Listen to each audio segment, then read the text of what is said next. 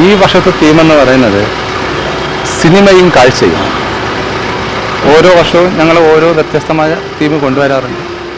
അതുപോലെ തന്നെ ഈ വർഷവും ഒരു വ്യത്യസ്തമായ ഒരു ഡിസൈനുമായിട്ടാണ് ഈ വർഷവും ഞങ്ങൾ ഫെസ്റ്റിവൽ ഓഫീസ് ചെയ്തിട്ടുള്ളത്.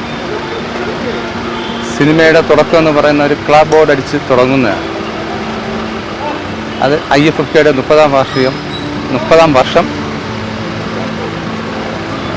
തുടക്കം. പിന്നെ നല്ല കാഴ്ചകളിലൂടെ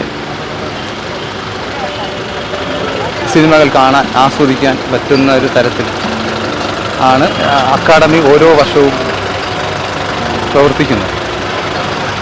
അതുപോലെ തന്നെ ഞങ്ങളുടെ ഇങ്ങനത്തെ വർക്കുകളും ഒരു വ്യത്യസ്തമായി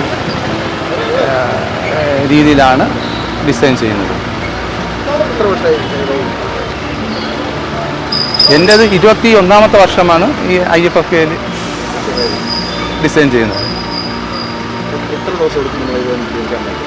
ഇത് ഏകദേശം ഒരു 10 ദിവസത്തോളം. 10 ദിവസം എന്ന് വെച്ചാൽ ഇവിടെ ഒരു 3 ദിവസം ഉണ്ടായിട്ടുള്ളൂ. ബാക്കിയൊക്കെ അങ്ങനെ വർക്ക്ഷോപ്പിൽ.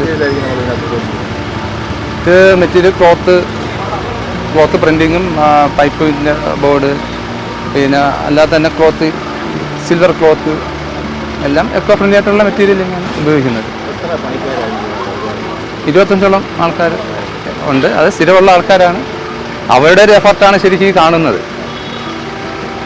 ഓരോ വർഷവും വ്യത്യസ്തമായ തീമാണ്. ഇടയ്ക്ക് റീസൈക്കിൾ കേരള അതിൻ്റെ ഒരു തീം. അതെ,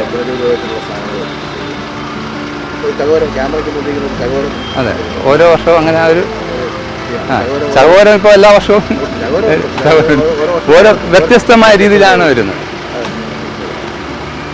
എന്തൊക്കെയായിരുന്നു വെല്ലുവിളി? കാഴ്ച എന്നുള്ള തീം തരുമ്പോൾ എങ്ങനെ ചെയ്യണമെന്നുള്ളൊരു വെല്ലുവിളി. ഒന്നാമത്തെ പ്രശ്നം, ഞങ്ങൾ എല്ലാ വർഷവും ആൾക്കാർ ശ്രദ്ധിക്കുന്നൊരു സംഭവം മാറി.